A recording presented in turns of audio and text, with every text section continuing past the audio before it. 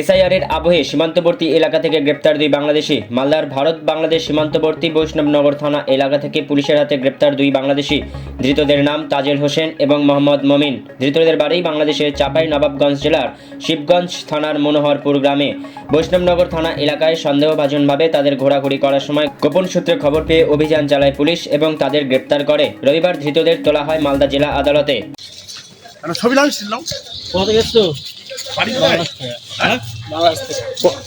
কোথায় পাড়া জেলা?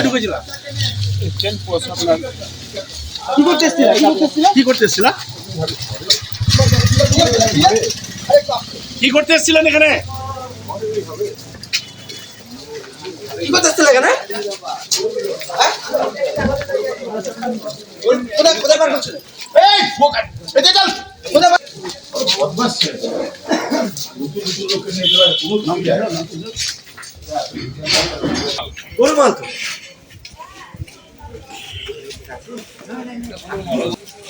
অরিন্দম তৎপর